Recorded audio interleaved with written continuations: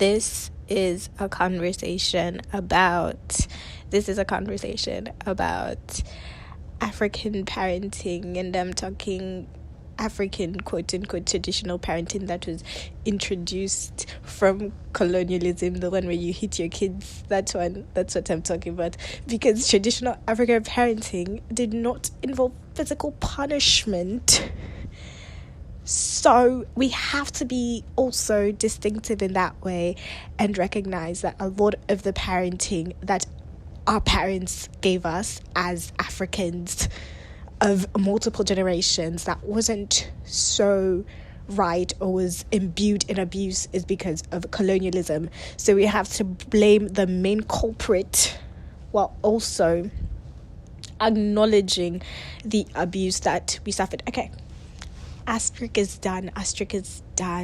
I want to talk about how intergenerationally it's so hard to have people admit that their parents, punishing them is the word I'm going to use, in the most inhumane of ways was not a good thing for them. I should not laugh. I'm trying not to laugh at this, but laughing it just comes out when I'm nervous. So if I'm laughing, I'm not making fun of the issue. I'm just really nervous about this topic because so many Africans, and okay, I'm specifically going to talk about Kenyans because I am Kenyan and I have that lived experience of being Kenyan. You tell them, oh, you were a child, right? And your parents were adults. And an adult hitting a child does not accomplish anything, and it didn't teach you anything. And you yourself, as you're saying this, you're like, yeah, you disliked your parent in that moment because you're like, why are you doing this? But also you want to keep perpetuating this cycle. And that's what's so annoying to me when having these conversations, because I can see from the story that you're telling me that you are not healed and you're very much damaged because you want to continue this on. Especially the ones who are like, I can't wait till I have a child so that I can do to them how I was done. What do you mean? You're really weird. Like, you're so weird, and it's disgusting. It's stinky in here. Your weirdness smells. Because let's unpack. Someone who is an adult, like you're having conversation with a person that is an adult. They say something that you don't like. What are you gonna do? Be so realistic right now. What are you gonna do? And if you touch that adult physically in reaction to your emotion, where are you going to end up? Jail. How is it different for a child? A child who is a smaller size than you, how is that different? Explain to me now. Explain to me where the cognitive dissonance is coming from, because I do not understand how you could say that and see its justification. Because if you wouldn't do the same thing to an adult, why are you doing it to a child? Why are you losing your words? Why are you losing your thought process when it comes to a child who, number one, does not know anything about the world? Number two, you're the one that's supposed to be explaining the things because they're new to this world and they have no clue as to what is going on. Number three, they were just born the other day. I have to mention that. They were just born the other day. And if you're unable to be a guide to a child, I understand the world is stressful, but placing your hands on a child is not the way to go.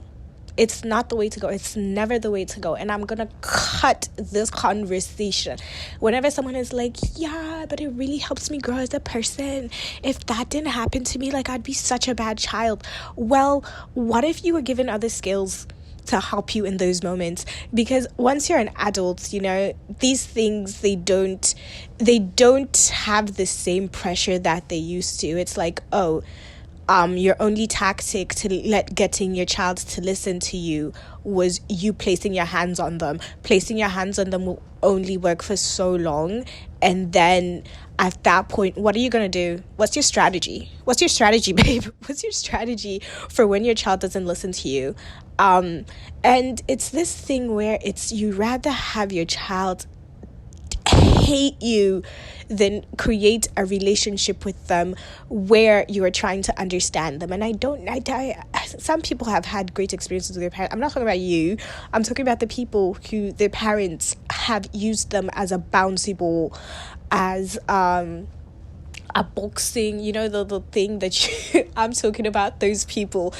And it extends so far into society because now you have teachers doing it to students, and because like that's what their parents did to them, that's what their teachers did to them, and it extends so far in the way people's attitudes are. Because why do you think when you're angry you can't talk?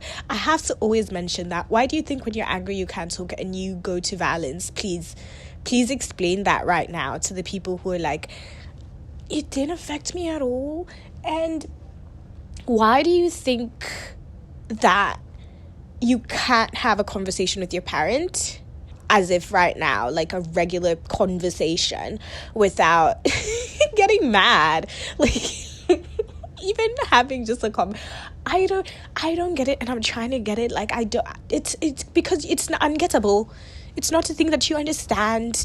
It's not a thing that someone says and you're like, I understand, I get this, I get why you do that to a child.